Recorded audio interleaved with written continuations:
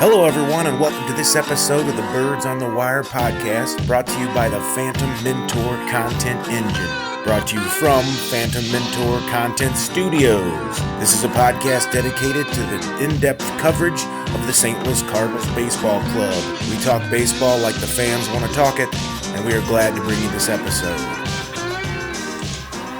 Welcome into yet another episode of the Birds on the Wire podcast from the Phantom Mentor Studios with Josh Bobinet. Josh, how are you doing? I'm Colin Surrey alongside you guys. Yeah, buddy. I'm doing great. It's been an interesting week of Cardinal baseball. We were pretty excited last week. I don't know if we're as excited this week. I guess that's the nature of the business. That's the nature of the game of baseball. What do you think? Well, whether you're excited in a happy way or excited in a pissed off way, this game has a way of doing it to you one way or the other. And I think maybe, a little frustrating to see some of the same problems come up and bite this team with the Brewers, namely one Christian Yelich. I don't even know who you're talking about. Never heard of him. Never heard of him. Who the hell is Christian Yelich? Never heard of him. It all out. I thought Christian Yelich was like some sort of foreign pasta. I don't know what that is. Is that a name of a dish? Because that dish is better served cold. I'm telling you. Oh man, it's better served not at all. And I think that was the issue for the Cardinals, is that they kept serving it up to him, huh? Serving it up to old Yelich. That's not a good idea. Oh man, Well, I'll tell you what. He will make you pay, and certainly did it once again. And, I know there are a lot of people that are upset about the way that the Cardinals have played against the Brewers, and I think it's something to take into account that all of these games have been played in Milwaukee, and that place is just absolutely conducive to their style of baseball. And I think that's somewhere you have to give the Brewers credit, is that they gear their team towards offense in an offensive ballpark. How in the friggin' hell do we end up with two frickin' series in Milwaukee to start the season? 7 games, no less. A 4-gamer, what too. The friggin' hell is that, man? I mean, we get the Dodgers and the Padres at home, two badass teams. We get a couple short-term roadies against the Pirates and the Reds, and the rest of the time we're in Milwaukee getting our heads kicked in by probably right now the best team in the National League. When I watch us play them, I don't see them as being a lot better than us, but they're really good, and so we shouldn't have to play them up there every day. It's kind of like, Well, good news. After the Mets come to town, the Brewers are coming back into St. Louis, and we'll get yet another crack at them. Well, let's give them a nice St. Louis welcome and, knock the shit out of them down here, because I'm really tired of watching that dude slide down the slide up there. I don't need any more wiener races. I really don't need to watch Yelich, because he's kind of got a stone look in his eyes most of the time. He's not like a really super expressive guy. He's certainly not Ozuna, So he just tends to knock the shit out of the park and then jog around with no emotion too much, and I'm tired of watching it. I want him to come to St. Louis, and I want him to fail miserably. Well, I think everyone shares that sentiment, and Bernie Brewer going down that slide, it really pisses me off until I think about if it was Bernie Federko sliding down the slide and how he would look, and then it makes me happy for a half a second, and then I'm just mad again that the Brewers hit another bomb off of us. Yes. Speaking of Bernie Federko, how about those Blues last night with a amazing come from behind? This is a baseball podcast, but if I didn't mention the St. Louis Blues, I would be sorry, because that was an amazing game. It was incredible. I'll tell you what, and Jordan Bennington cannot be praised enough. That kid has absolute ice water in his veins, fitting that he's playing on the ice with that kind of a demeanor, but you just can't say enough about what he's meant to that Blues team. Right, yeah. You don't. When you say he's got ice in his vein, that might be literally, but he's also very good at hockey, which is a bonus because he's literally on the ice. His blood is probably pretty cold, but the truth is he's ice cold in terms between the pipes. There is nothing that seems to phase him. I did say, not to go too far into this, we got to do our Cardinal baseball, but it is playoff hockey. I did see them starting to try to crash the net on him, and it kind of worried me because it didn't seem like he handled that quite as well. But if you give him any kind of chance to see the puck, he shuts it down. So he's certainly great. So if one last note on the Blues. Sure. That first of all, that come from behind win was absolutely incredible. But something that really stuck out to me was the fans chanting at him. You seem nervous after the first goal went in early on, and I'll tell you what, I think the fans were a little bit nervous after that one was tied up, and then especially when they all had their tail tucked between their legs and they were leaving the building before the game was even over. So yeah, I think it's safe to say they are the nervous ones now. No doubt about it. But back to the Cardinals. Yeah. If we were to look, go ahead. So you just kind of break down what has gone on since last we talked. Mm-hmm. They went to Mexico for that little 2-game series against the Reds, and the Reds showed themselves pretty well in that series, came away with the first game, and then the Cardinals took the second game of that series, and then they go into Milwaukee, and that's when everything kind of hit the fan once again, and I think it can't be understated how big it was to come away with that third game and not get swept in that road series. It was huge. It was huge. A couple things I want to mention about going back to where we left off. We did go to Mexico with Cincinnati. I thought Waino had another good start. I wanted to point that out. We lost, but he only gave up 2 runs, I think, over 6, right? The bullpen kind of blew up. But Wong hit an opposite field home run in that first game. I thought that was pretty cool.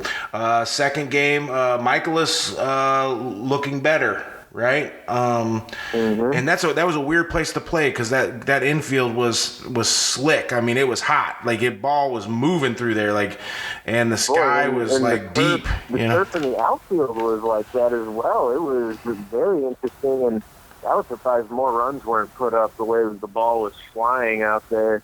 The 9-5 game that the Cardinals won in the second game, maybe a little bit more what we would have expected from the first game as well, but certainly a hitter's ballpark, and you can't fault Michaelis for what he did in that game. I agree. Absolutely. Now, one of the things we started to see, other than a couple miscues in the second game, we had a miscue by Carpenter, bad throw in the 5th, and Ozuna basically boots a ball and left. But we did see Ozuna and Carpenter, but mainly we saw the beginning of Ozuna turning hot. A lot of what we talked about was that Ozuna was questionable what we were going to get out of him. And so far defensively, we haven't seen much, but his offense has turned up big time. Well, it's, any rumors and whispers about the shoulder not feeling right, I think are completely out the window, as I kind of had some questions last time we were on. And just, it's one thing to see a guy catch fire and hit home runs and bunches because that's what power guys do, right? Mm-hmm. But Marcell Ozuna, just the exit velocity of some of these home runs that he's hitting, the jaws on the floor. I mean, he doesn't hit necessarily the big, towering, majestic shots with backspin that really carry well.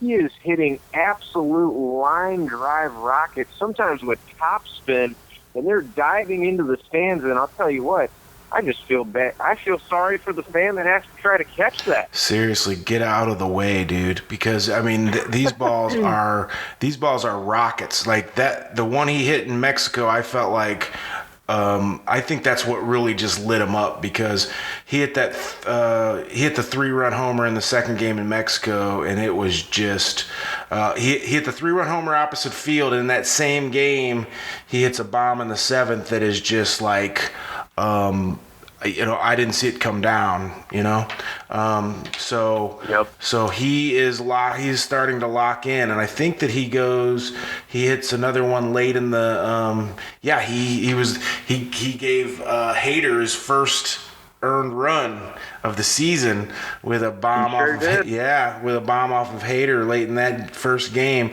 And even though we ended up losing that first game, it was a very tight game. We're at 6-6, and then the wheels kind of fell off with Yelich just hitting hitting home runs, and it's just we battled, and then just so happened to serve up another cookie to Yelich. And it's not like these have been solo shots for the most part. I mean, there's 3-run daggers, 2-run shots to keep rallies going, and just the timeliness of his home runs against the Cardinals have been just incredible, the way that this guy just seems to rise to the moment. And when he's not hitting home runs, he's hitting walk-off doubles. Yeah, so it's one of those things you wonder why we're still pitching to him as much as we are. I don't think we should be. It's crazy that his offense is basically overshadowed Ozuna, who's having such big nights. But it was funny because I heard Bob Uecker say on the broadcast right before Yelich hits the 3rd home run, that is on the Monday night game. He says, "Up steps Christian Yelich. He's had a good week tonight." Man, Bob Uecker is an absolute treasure. Can we just pause a moment to acknowledge the greatness of Bob Uecker? And, no disrespect to Danny Mac, and they do an amazing job on the Cardinals side of the broadcast, and we all know that. But it's always my favorite thing. What I'll try to usually do is listen to the road broadcast for a couple or maybe 3 of the 4 games of the series, and then catch one with the good old boys and Danny Mac and everyone else, just because, the amount of talent out there in terms of play-by-play broadcasters in the game of baseball is unmatched in terms of the amount of depth of, you just go right down the line, and it's just excellence all across the board in the game of baseball. Certainly a broadcaster's Hall of Fame, living Hall of Famers. Pretty fun thing to just listen into and pick up a thing or two from each of these guys, because they all do some really special things, including Bob Uecker. Yeah, I honestly, when I tuned into the Brewers broadcast a couple times, I thought the broadcaster was Harry Doyle, only to find out that it's Bob Uecker. Harry Doyle, who did the Cleveland Indians games in the 80s during the movies. but you do, when you listen around, think about, like, for instance, the Dodgers, who they go from Vin Scully to Charlie Steiner. I mean, let's face it, Vin Scully is one of the greatest of all time. But if you ever listen to Charlie Steiner do a game, he's fantastic, right? Oh, he's great. And, that's kind of what I mean about the depth of Major League Baseball broadcasters. And certainly no one is going to take that lightly, trying to fill Vin Scully's shoes. And everyone knows that it's impossible to fill Vin Scully's shoes. But the bar has been set, and the standard is so high, and you have to live up to it, or at least try, because you'll look like a fool if you don't. Just the greatness of Vin Scully compared to if you were to drop your level of a call that much, it's going to be that much more obvious because of the greatness of a Vin Scully. And I'm glad that you mentioned that, because, Steiner does an excellent job, and it just goes to show, again, the depth in the league of Major League Baseball of play-by-play announcers is unmatched by any other sport. So outside of the Cardinals broadcasters, who obviously we love, who are some of your favorite current ones? I mean, is Euchre's obviously one of them? And do you have any other ones that you would bring up or? Yeah, certainly. Off the top of my head, not any guys in particular. It's so refreshing to me to kind of just take in each different guy, and they're all great in their own right. I almost feel bad picking certain people and then leaving others off the list because I feel like I almost owe it to each of those guys to kind of get their own spiel on what makes them so good. And I think that's what makes it so intriguing on the baseball side too, is there's so much time for these broadcasters to really show you their personality and you get to know them. It's different than any other sport in that way. Yeah, totally agree. So we have to talk about one. I'm going to jump to a negative. Okay, Dakota Hudson. Okay. I just. What do you think? I mean, no reason to lambaste the kid, right? Right out of the gate. He's can pull it together. I mean, but he didn't look very confident out there last time when he was taking the shellacking from Yelich and the Brewers. No, he sure didn't. And, I can't necessarily say that there have been any single one of our pitchers that have looked confident going after the Brewers, and certainly haven't gotten the results so far. But yeah, that's true. The thing that's alarming with Dakota Hudson is the walks. And this is a guy that we expected to be one of the more pitch-to-contact pitchers in the staff, and someone that I certainly had hopes for maybe even getting close to the team leaders in innings pitched this year. And, when you're walking three guys and just kind of pitching around, and then you give up those 2-out home runs, it's a backbreaker. As a pitcher, you're setting guys up on base, and for a power team, that falls right into their hands. Solo home runs turn into 2-run, 3-run home runs, and now all of a sudden, just a home run that, it's 1 run, not a huge deal.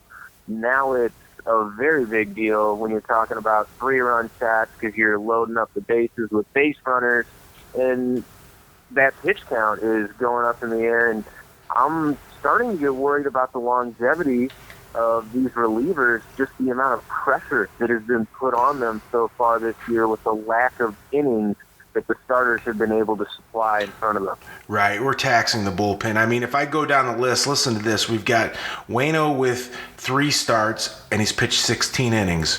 We've got Michael Wacha with 4 starts, and he's pitched 21 innings. We've got Flaherty with 4 starts, and he's pitched 18 innings. We've got Michaelis with 4 starts, and he's pitched 21 innings. And we've got Hudson with 3 starts, and he's pitched 13 innings. How does that sound to you? It sounds terrible because you got your 3 best guys in terms of innings are barely over 5 innings pitched per start, and then you have Flaherty and Hudson who don't even get to that 5 innings pitched per game mark, and that's something that's going to be a huge issue. This team needs a couple of starts here with the Mets coming to town, and of course, certainly not as potent an offense as Milwaukee, but they've had a pretty good start offensively this year, and it's going to be very important for Waino in Game 1 of that series to come out and really set the tone for the rest of this staff, much like he did when they turned it around against San Diego in the last game of that series. Waino might not be the ace of this staff anymore, but we've seen early on this season, this team has looked to him to be that stopper who is typically what you think of when you think of the ace.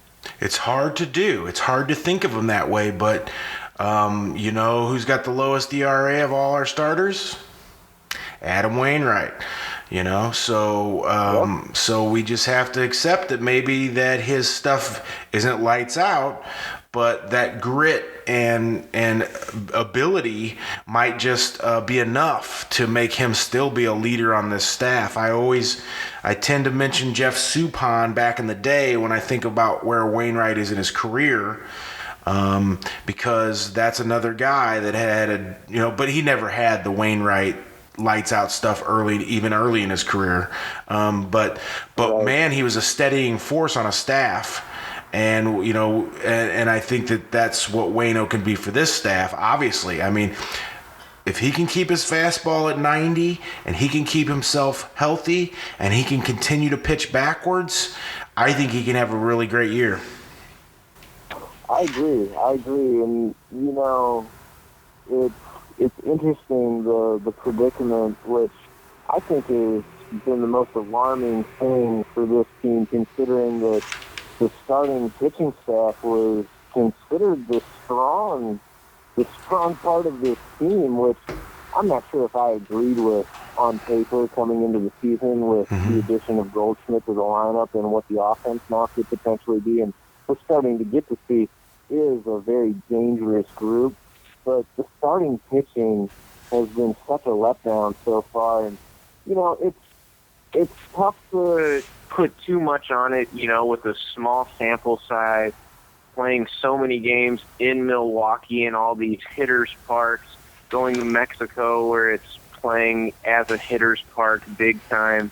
A lot of tough matchups early on for the starting staff, but, if this continues for another week or two, the excuses are going to run out, and you're going to start needing bullets at that point because you're going to have exhausted all of them from the chamber the way that this starting staff is going. Mm-hmm. So I wonder, with a Carlos Martinez lurking on the fringes, possibly looking towards getting healthy here in the next 2 or 3 weeks in about that same time frame, and then you have a horse waiting down in AAA and Alex Reyes, what does it look like in terms of the fluidity of that starting staff and how quick this front office is to make a move with those guys, knowing that you want to trust them, but it comes a certain time when you have to start seeing the production? Honestly, I don't think they'll be quick at all. And I think they'll be like they've always been. They'll be slow to make the moves. They'll be looking at the standings. They'll be looking at where we're at, and they'll be like, okay, as long as we're within striking distance, as long as we're not completely falling on our face, let's go ahead and just see this thing through. Because I don't think you can ever really judge a pitcher in April. I think the sun has to come out. It's got to get hot. It's got to get sweaty out there, and guys can get really loosened up and really get in their natural groove of pitching about mid-May. But you don't want to see yourself, 5-6 games out in mid-May. So I don't think we'll see anything drastic, because I think the Cardinals can stay within striking distance, even just kind of playing up and down the way they are, because that's what they're doing. I thought, I don't know if you agree with this, but I thought going to Mexico, it's kind of like a throwaway series in a little way. I mean, there's no games to throw away, but you're basically, you're going to a field you haven't played on. You're in a situation that you're not used to. Your preparation is going to be a little jacked up, not because you're not used to the situation. So if you pull a split with the Reds, you got to be happy, because you just kind of like no harm, no foul. But I don't look at that series as kind of a measure of where we're at, even though I thought that going against the Reds was going to be a decent measure of where we're at. But upon watching that series unfold and the way that the field played and the way that the games unfolded, I just feel like it was like, let's go down there, let's have some fun, let's win one, let's lose one, and let's go back home and get back to Major League Baseball. It kind of felt that way to me. Do you agree in any way? I agree with you from the standpoint that I didn't want to take too much away from those games for much of the same reason, because, baseball players are such creatures of habit. When you go out there and you have to play, and I know I've said this repetitively already in this podcast, but it it's worth noting that these guys go out there 162 times just in the regular season to play baseball games. I mean, that is so much repetitiveness. And you think about the game of baseball and how repetitive a lot of the gameplay is as well. It just kind of sets you up to be in those kind of habits. And one of the first things that Joe Madden wanted changed when he got to the Cubs was he wanted them to stop fucking around with all these different times that they started games, because Wrigley Field is weird like that, and they probably need a new stadium, but tradition and nostalgia and all that stuff. Let's keep bullpens on the next to the foul lines. That's fun because we like it, tradition, you know. So that was one of the first things he wanted to do, was to get rid of all of those inconsistencies in their start times, and he was a big believer that helped them grow as a team and be able to set those habits more often, rather than it almost feeling like it's inconsistent and you're on the road even when you're at home. That makes a big difference. Yeah, I agree. Well, we get back to regular baseball when we get back home, and we see Ozuna continue to kind of turn it on. Now, I think that the thing that struck me, though, was when Waka shut down the Brewers. Yeah. How do you even measure Waka? I don't like Michael Waka as a player. I just gotta say it frankly. I'm tired of this up and down show. You know what I mean? Like, it's been very hard on me to watch Alex Reyes, for instance, constantly get injured. But that's because we haven't ever got to see him perform. It's a disappointment, right? Michael Waka, he came on the scene as a phenom, and I don't expect anybody to stay a phenom. I know that's just how that's how the media plays it up. You know, they make they always want to see the next, like, Nolan Ryan or the next. They always are looking for the next one, so they always hype everything way over the top. But Michael Waka was phenomenal in that playoff series when he first came into the league, right? Since then, we've seen a guy that just has struggled to find any kind of groove. And even when he puts up good numbers, it just feels like, you know, he goes out there, he's looking good, and then he gives up like 3 walks in an inning. You're like, what's wrong with him? And then he comes back out, and he does okay for a couple innings. Then he gives up a home run to the pitcher, and you're like, what was he thinking? You know, it's just so unpredictable, and so you just can't bank on it. Do you know what I mean? Or do you disagree? Well, I agree with you in that I think moving forward, he is going to be this up and down kind of guy that we've seen so far this season. He comes out in his first 2 starts, only allows 1 earned run in each of them, but we started to see signs of, you know, it's just always messy. With the 8 walks in that San Diego game, and then he blows up and gives up 7 earned runs against the Dodgers.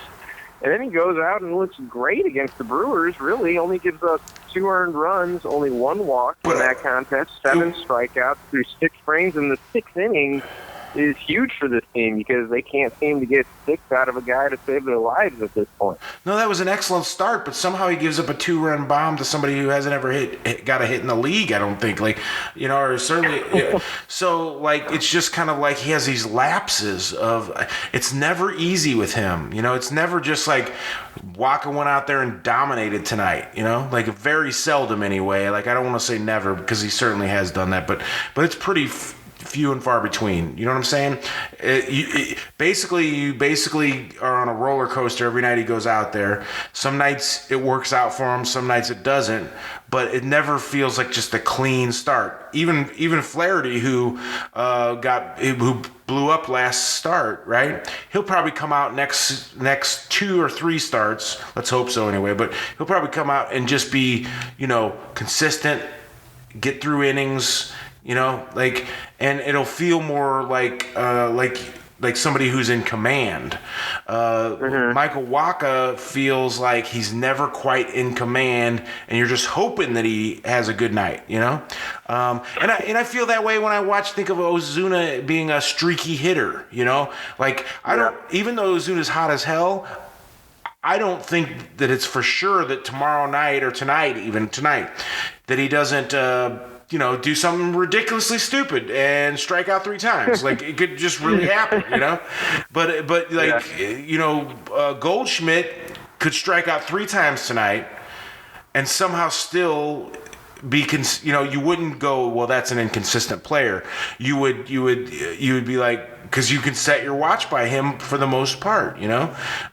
So I'm just saying, Michael Wacha falls into that category for me as like almost like an emotional roller coaster.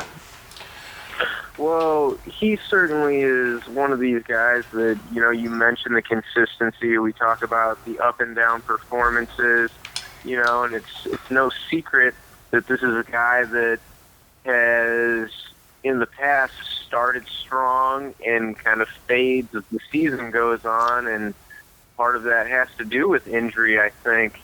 But it's one of those things where I wonder for him how difficult it must be to find your groove, because when you're hurt, you're not getting better. You're not working on your craft. You're not able to continue the progress that you're making, and in fact, you're probably going to lose some progress, right? Because if you're no longer able to go out there on a regimented throwing program and continue to work on whatever new pitch you're trying to do, do you think it's in his head? Your location, it's got to be in his head, because so much of pitching is mental. For sure, yeah, for sure. So much of being injured is mental, and trying to come back from an injury and trust your body after that. And we're talking about a guy that has had chronic shoulder problems, and that is, kind of one of the things that all baseball fans know.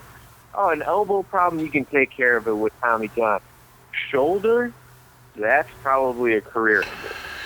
Well, I'm not sitting here to blame him. All I'm saying is performance is performance. I often think of Tim Lincecum when I think of Michael Wacha, because Tim Lincecum is a guy that won a couple Cy Youngs, I believe, at least one. And his whole throwing motion was coming so far over the top that it was really odd to look at, and a rather small guy overall.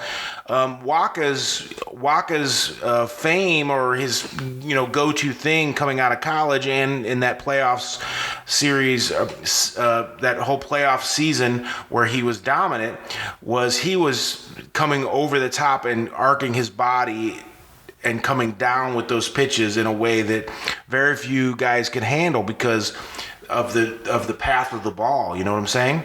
And he's had to change that a little bit just to make sure that he's healthy. So I'm sure that's affected his pitching. But in the end, it really comes down to he used to be able to get away with a lights out fastball and a changeup to keep people off speed, or off his pitches, and then just a modest breaking ball to throw in there occasionally. Well, those days are gone. Now, when I see him be good, it's when he throws a lot of off speeds. When he pitches like Wainwright is pitching now, late in his career, he does better. So when Wacha pitches backwards, which isn't really a good sign for a guy who's 28, 29 years old. Is Wacha 27? 27, yeah. I thought 28, but 27, yeah. Well, it's easy to forget that that playoff series, he was 21 years old. Yeah. Going out there and dominating on the largest stage.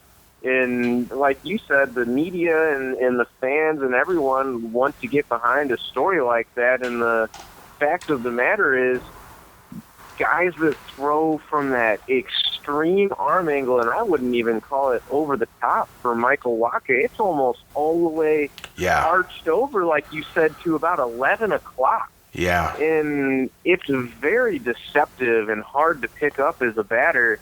But much like a guy that you mentioned, and Tim Lincecum gave you about 4 Cy Young caliber years, And then once the injuries caught up to him, there was hardly anything you could even get out of that guy. And for Michael Wacha, you saw 2 seasons of kind of limited innings amount, and then 1 full season of a great season. And ever since then, it's been, whether it be the injury bug or not being able to get himself right, he just hasn't had near that level of production over the past 3 seasons now going into this season. Well, it just pisses me off, really. Not that it's any fault of his, but again, I think we just get used to seeing these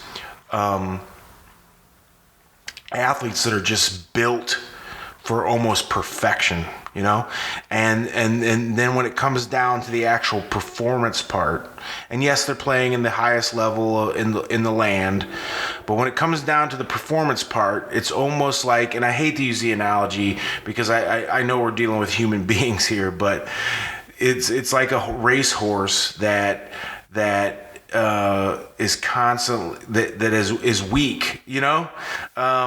It's a bad analogy, but my point being is that we build them up like almost like paper champions in a certain way. We never let them really throw the amount of innings that people used to throw back in the day because we're just trying to protect them, and we never put them in positions that make them uncomfortable, and they never go over 100 pitches, and when they get to 116 pitches, oh my God, and then you look at the numbers of like a Bob Gibson or, and I'm sure that Bob Gibson was just a freak of nature, but the truth is that you build strength by doing, not by waiting to do at the right time. So you have to build that by, constant work. When it finally breaks down in later in life, like Nolan Ryan finally broke down or Bob Gibson finally broke down, it just ends because it's just over, right? But they built their machine, their body, in a way that was built to dominate for as long as it could go. They overworked it, and they just kept asking it to come back until it finally stopped coming back. But I think that these pitchers that we have in now, they're built like, this guy's got potential. This guy's got potential. You're always talking about the potential, the potential, the potential. You're never actually putting the guy to work. And so when he finally has to go to work, which is the major league game, he's got to be out there every 5 days. He's got to be dominant against the best players in the world. His body can't do what it's been asked to do most of the time against lesser players during a career where they never let him go too far, and they're already ready. They're trying to get him Tommy John surgery when he's 16, just so his tendons are ready for getting to the majors. I think we overbuild players and we make them soft, but yet they're basically physically perfect machines. You watch. When I was watching that hockey game last night, we talked about the Blues earlier. I was like, these guys are unbelievable. Like their bodies must be made of steel. Well, yeah, certainly getting ran into constantly and coming back the very next night. Unbelievable. It's certainly a level of toughness in that sport that is unparalleled by anything other than maybe real wrestling. I'm not talking about WWE here, but oh yeah, real wrestling. That's a good example. That is every time every time you go out there, you are dealing with real stress, and that's the same with hockey. You're dealing with real physical stress. Like, I'm not even talking about the massive hits. I'm talking about you put blades on your feet and you build this lower half of your body that is basically, I used the horse analogy that I apologized for because I don't want to call humans horses, but when you're training an athlete at that level, I mean, basically you are training that body to be like the most pure version of itself, right? Right, and you make a great point with that, and that is the very reason why I disagree with your assessment about Waka kind of like the pitching limit, and like we're letting these guys get soft. We're not pushing them enough anymore. Right.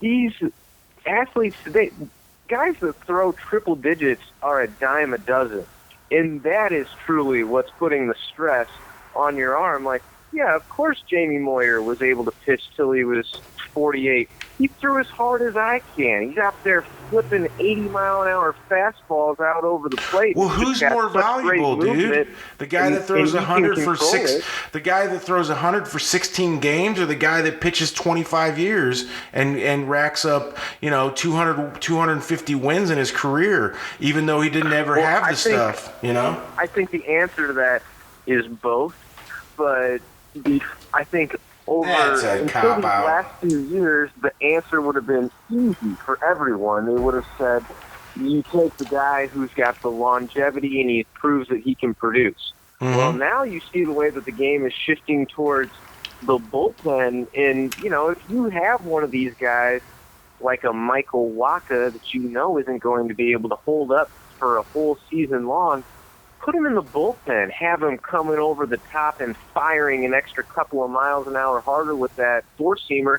I think it'd be a perfect fit for a guy like Michael Wacha. I think Michael Wacha, that's what I was going to say earlier, is that when he goes to the high fastball, he's still pretty dominant. That 94 that he's unleashing after throwing some changeups early in the count, pitching a little bit backwards, he can still be dominant because he's still got a better fastball than Adam Wainwright or something like that. He can still go to that 94, 95 when he needs it, and I think he can still have a killer career for, my guess would be about another 5 or 6 years. I don't think Waka's going to have that career that lets him pitch into his late 30s unless he does like a Zach Duke and ends up in the bullpen, which is what you're saying.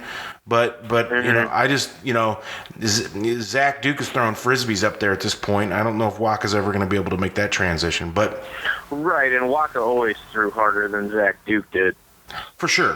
But Zach Duke was a real up-and-comer when he came into the league as a starter with the Pirates. I mean, he was a dog in his day. Oh yeah. He could get the job done, and he was the Pirates number. He was the Pirates number never one. Seemed to be that bad. He was exactly like you said, the clear-cut ace of that staff on a team that wasn't nearly as bad as the perception is for that team. No. That was those years with Zach Duke were the transition years to the Pirates becoming a team that was right, because that was relevant. That was McCutchen coming up in his prime. Yeah, man, that was the years that transitioned the Pirates from also rans into relevant playoff teams, and he was part of that that transition because they really did have some top-notch prospects. They had built up some nice prospects, and so I think I can remember a couple years of the Cardinals when we were pretty dominant. We were playing them in wild card one-offs and first rounds, and it was I like the Pirate franchise. I'm actually kind of a fan of the Pirate. I hate everybody else in our division, but I'm kind of a lover of the Pirates. I really am. I don't know what it is, but I would like to take the entire Cubs organization and then just ship them off to play in the Japanese League.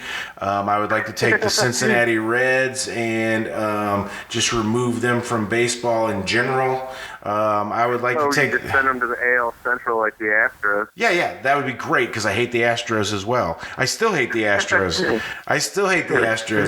When Lance Berkman came over and basically won us a World Series, even though David Freese gets the credit and deserves the credit. Berkman's 2-out hit, that little flare over the infield was, it was Lance Berkman's stuff because I'd seen him do it to us so many times. Him and Beltran and those years with the Astros, those are some great years of baseball. How old were you during those times when the Cardinals were playing the Astros, like 2004, 2005, 2006? That would have been like 11, 12, 13 years old. And those were you into it, or were you more into football? Extremely nostalgic time. I mean, I can't even begin to count the amount of memories between the Biggio, Bagwell, Berkman, Beltran, and then they had the Roy Oswalt and some killer pitching staff too. I mean, those were just all around excellent Astros teams, and you know what? Those were some fun days. The NL Central was so competitive. That was back when, you know, everyone kind of forgot the Cubs were very good in those early 2000s years. Aramis Ramirez, man. Aramis Ramirez at third base for those guys back then, and like, oh man, Kerry Wood and Pryor and like Derek Lee. Oh God, they were fantastic. I was at a lot of games up at Wrigley at that point. Now, you said you were pretty young at that time. I was in my 20s, I believe, and I went to games during that era up in Chicago, and it was quite an experience, man. So my point being though is I would literally toss everybody in the river and keep the Pirates, and it'd be a two-team division. Cardinals and Pirates would play, you know, most of the time, and they would just take on the rest of the world, That'll probably work out for the Cardinals. Maybe they'd win a few more divisions than they have here. They would win. Well, they would win all of them, but because the Pirates just can't keep up.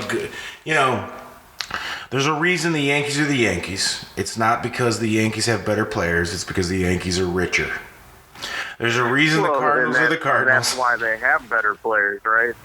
Yeah, because the Yankees. Let's face it, the Yankees have great fans also.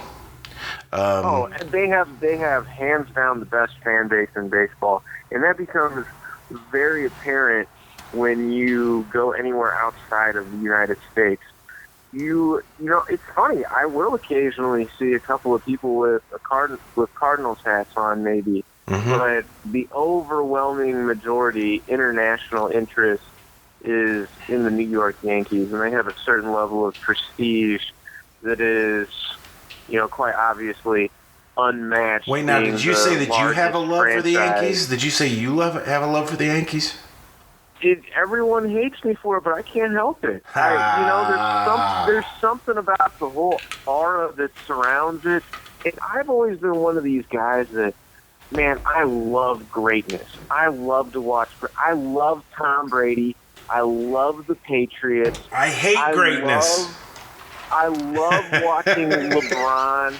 I love the Warriors. And people think I'm a sellout, and they hate me for that. But you're a sellout. I'm thinking, look how lucky I am to get to watch this. You know, and these are the greats of my era in the same way that, you know, the greats of the Magic Johnsons, the Larry Birds, and everyone, you know, that came before them. I get to say that I watched that next batch in live time, and, you know, just because I wanted to be a little bit of a hater, I would hate to miss out on it. Well, I got two things to talk about, and one of them, I'll talk about this second. That's Tiger Woods. But the first thing I'm going to talk about... Okay, Colin, you get another one of my dad's stories. Congratulations, Colin. You just had a happy birthday. Happy birthday, Colin. You get another one of my dad's stories. I'm going to start marking these down. I'll make sure I start documenting them. My last dad story was me giving my dad a autographed David Freese baseball on August 30th when the Cardinals were 10 games out, only to see him become the World Series MVP and with a walk-off home run in the sixth game. All right? Here's my other dad story. So I want to say it's 2000. Honestly, it's mid-2000s, like 2004, 2005. And we could back-check this and find out exactly what year it was. But it's the last year of Yankee Stadium, the old Yankee Stadium. I was living in Portland, Oregon at the time, and I would go pretty much once a year to Manhattan to hang out with some friends of mine, or really Brooklyn, and then go to Manhattan because that's my friends all lived in Brooklyn. So I happened to take a trip. The last year the Yankees were in Yankee Stadium, and I'm in Yankees. I'm in New York having a good time. I get a call. It's my dad. And my dad says, listen, I'm in a hotel in New York City. I got 2 tickets to the Yankees game. And this is 4 games from the end of the Yankees season, the last year of the old Yankee Stadium. And I'd never been there. And so all of a sudden my dad's in New York and I'm in New York. So I take the train up to the Bronx. I go to the 4th to last Yankee game ever to be played in the old Yankee Stadium. I see Derek Jeter play for the first time. I see, we're 24 rows behind home plate. And I will always be thankful to my father for providing me with that memory, because I didn't know the value of it at the time, but how in the world could you ask for more than just free tickets to the Yankees' 4th to last game at their old stadium? Well, to think that is the house that Ruth built. Oh. And how much shit. history and what has happened in that stadium. You can't even begin to really comprehend it. I actually didn't comprehend it. Like when I was there, I was like, I can't even hardly remember it. Right, and you think of what the game of baseball is to us. Well, think about back then. That was everything. Like no one gave a shit about college football. There wasn't an NFL. There wasn't an NBA. That's a true statement there, Colin. That's a true statement. All that matters. Yeah, that is a very true statement. And since that the United States is changing, and baseball isn't as prevalent because it was life or death back then. You know what I mean? But we had more time. Not we, like me or you, but like our fathers and grandfathers. They had more time to take things in. We're hard pressed for time in this day and age. So baseball takes a little hit on that. People like more action. And things are changing drastically. But the thing about baseball, and I'll say this with confidence, is that it's beautiful in its historic reality, and it'll become a dinosaur someday. I don't know what day, how many years this is off into the future, but it's like people used to think that the accordion was wonderful. But baseball is a beautiful art form of a sport, and as long as people continue to appreciate that art form, it's gonna be a prevalent part of the American society. It's certainly our pastime. Well, that's the thing. It is America's pastime after all, and if there's anything that you would want to cling to hope that it does remain a staple of the American culture, just in culture in general, I think that's the thread that you're going to hang on to, right? Because there's nothing like tradition in terms of, just the fact that I was introduced to baseball at such a young age and played in Little League and all of that, you're starting to see already it's Little League isn't even really a thing anymore. It's you either are good enough to play on whatever select baseball team or you don't play. Correct. And that just takes out such a large base of people that would have been introduced to the game. That is the base of my paper championship argument, or my paper champion argument. Kids are nurtured from a very young age to become great baseball players. They're not just baseball players. I can guarantee you that someone like Pete Rose would have never made it in today's game, and yet he had more hits than anybody in the history of the game. I can guarantee you that David Eckstein in today's development would never even get to the major leagues, and yet he was an MVP in the World Series. Right, would he even get drafted? No, he wouldn't even get to play on the select team. You know? Yeah, he'd be a soccer player from age 3. You know, like. So that's that. I mean, I don't have any real problem with it. I think that, you know, progress is progress. You never know how things are going to turn out, but I do believe that we are losing something, and I think that's really how the whole process works. You always feel like you're losing something. Like, I feel like there's parts of the Cardinals that I didn't like losing Albert Pujols. I don't like to I don't like to have a historical perspective without the story being finished correctly. But you know what? In today's world, Albert Pujols doesn't get to stay with the Cardinals like Stan Musial, because in today's world, it's a different business, and in today's world, Little League doesn't exist. So you can spend your whole day going, "Get off my lawn, kids," or you can just go, "Fuck it, that's the way it is, man." You know. So you know, and still love the game for what it is. You know, I mean, it tortures me sometimes because those guys. You know, we talk about the length of games, right? We talk about the length of games, but if you watch those guys go through their process, the reason the games are so long is because their process to be as good as they are is almost robotically built.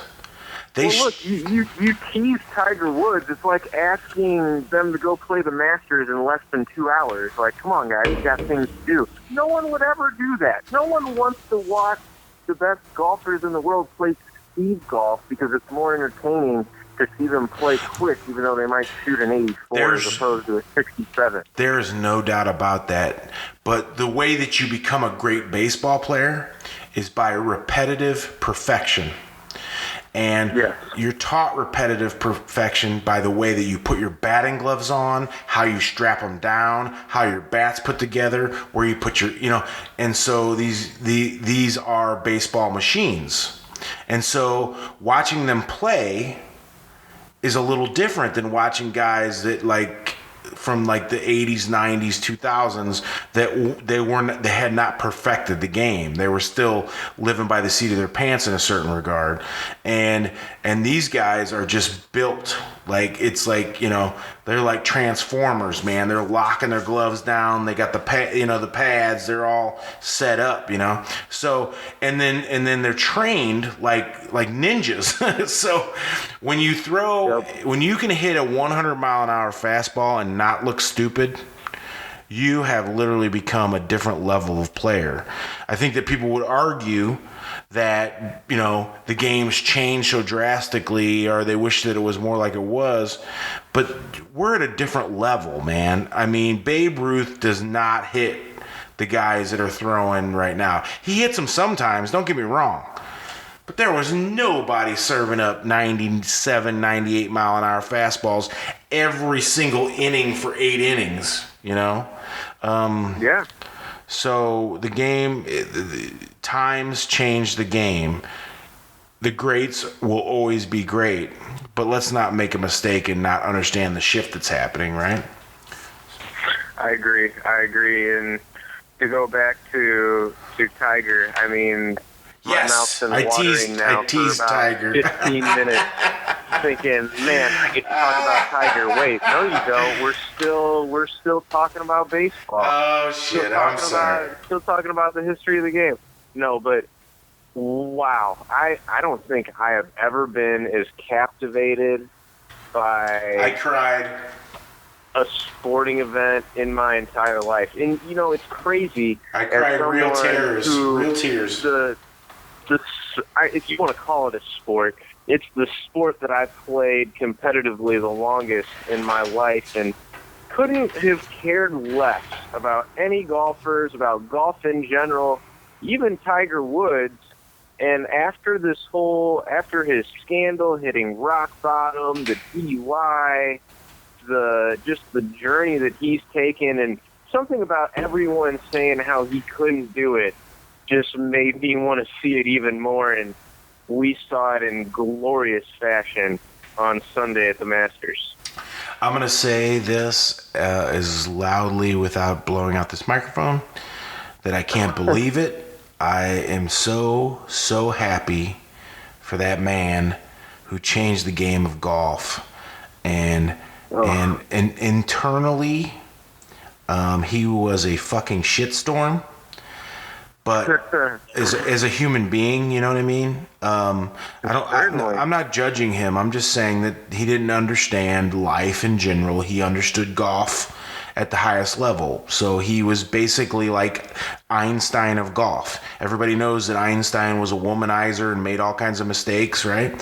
But he also created the entire history of physics. Well, not the entire history, but you know where I'm going, right? The modern history. He created our contemporary understanding of the entire universe. Tiger did that with golf. He changed the universe of golf and made it to where it was accessible by everyone. And he was dominant. And he was a giant tool bag as a person, but it's such a great champion, like such an amazing champion. And to see that humble man come back through all of that dirt and drudgery to achieve a championship at the Masters, to win another Masters and put that green jacket on, and to hug his child. I literally, tears came to my eyes. I was like, that is a vision of championship or victory. That's a victorious moment. You couldn't even put that in a movie. It makes the hair on the back of your neck stand up. Sure. To think that this is a guy that his spine might as well not even exist. I mean, he's gone through 4 spinal surgeries. Nobody comes over back. the past 5 years. And then add on top of that all of the personal scandal. And this is a guy that just as early as 2 years ago was hooked to pain meds and had a whole cocktail of drugs in his system when he was pulled over for that DUI arrest. And where his golf game was at that time, it all showed how connected it was. And, you know, I don't want to lambaste him for the drug use all that much. You know, he's clearly going through a lot of pain, and it's been a huge problem in our society, the addiction to opioid pain medication. And I certainly feel sorry for him to a certain degree from that standpoint. But to think how quickly this has all happened for a man in his 40s, it's unbelievable. And especially looking back to the way that he played last year and the signs that he had showed that, oh, wow, this is a guy that is competitive again. He's hitting the ball where he used to hit the ball in terms of distance off of the tee. He seems to have gotten his focus back with his short game, and of course, that has a lot to do with repetition. You know, when you're injured, you can't chip and putt well. You haven't been out there chipping and putting. You know, so it's, yes, you got to chip and putt to be good at chip and putting. Yeah, chipping and putting. Right. Well, it shows. It comes back to showing. I don't think any golfer could go through what he went through and still win the Masters at his age unless you are the most talented golfer to ever live. And then what was so much fun for me to watch throughout the week was thinking about how all these young guys are just littered on the top of the leaderboard alongside Tiger Woods, and they're getting it done the way that he used to get it done. Blowing the ball out past them by 50 yards and hitting wedges into par 5s with their second shot and pulling off all these crazy artistic shots, which Tiger certainly showcased that ability, that he still has that on. Well, the kid that won the kid that won the Belle Reve, like, that kid is amazing golfer, and he's doing it the way Tiger is. Is it Koepka? Koepka. Yes. Yeah. Brooks Koepka. Yeah. And, you know, it's funny. He's been a great story himself, and you know, no one really seems to care for whatever reason, but an incredible golfer. I think they care, and I think that he'll get his. He's that good that he'll get his. You know, but certainly dominance It's like the Patriots, or like the Yankees, or like the Cardinals. Dominance has a way of putting people in awe. Yeah. Tiger Woods put people in awe because he won major after major after major repetitively at a really young age. And so they were just like, that's how they felt about Mike Tyson as a boxer. Like, this guy can't be beat, right? Until his until his humanness got him beat, you know? And Tiger Woods got beat by his own humanness, like his own human frailty. He certainly didn't get beat by his athletic ability, and Tyson didn't get beat by his boxing ability. He got beat by his human frailty, you know? So that's when we know we can make an analogy about a horse, but these aren't horses. These are human beings with human emotions. Tiger Woods showed that he can be a champion and be a human at the same time, and that's why his story is beautiful in the way that it comes together. Well, exactly. It's the human element of that story, and seeing it come full circle, and something he said about his dad giving him a putting tip the day before he started the Masters and ended up winning his first Masters, way back when he was a young kid and just tearing it up on the golf course, and talking about how his dad had just had a heart attack. That was 97, right? 97? Right. Unbelievable, you know, and now he's talking about he's the dad, and he's got his kids there to watch. Yeah, that's amazing. Just the way that his life has evolved, and you can see that. I mean, obviously, you don't go through what he's gone through and not be a changed person, right? But you can see the appreciation for what it all means in the big picture now. And to watch that is so cool, because you don't see that in other sports. You know, these guys are in their prime at 20-some years old, and they're out of the sport by age 30.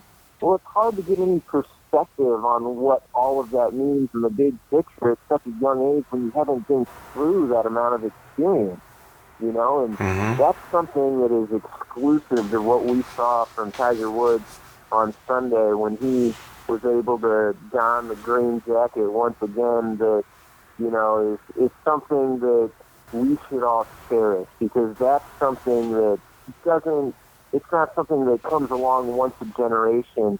It's something that comes along once a century, if you're lucky, and we got to witness it. That is so true. So tune in to Colin's golfing podcast, Chipping and Putting, coming out next week. So let's finish up with a little bit of baseball talk. Congratulations, Tiger Woods. That was a beautiful, beautiful thing. We got the Mets tonight. We got the Mets for 3 games at home. Then we go into the Brewers. Where do you think we're heading there, Colin? Well, these are obviously some pretty pivotal games in terms of, you know, I kind of mentioned it earlier, the Mets are playing very good baseball, and we know what the Brewers are. So if you want to be the best, be a team that's competing to win your division with the Brewers coming up, and a team that expects to challenge for a pennant, and you've got a very competitive and healthy pitching staff, which is the big key for the New York Mets coming into town. This is a great measuring stick to really kind of see where this team is in comparison to that top level of competition that you're going to face in the playoffs, and you get them on this big homestand. So I'm expecting at least 4-3 out of this 7-game stretch. Or I should say, let's see here, they're both 3 games. Yeah, 4-2. Right? You're right. Yeah. So a 4-2, or at the very least a split. I think if you come away 2-4 after that sour taste in your mouth of the road series against the Brewers, you're not going to be feeling good about yourself moving forward. The horses are in the gate, and they're off.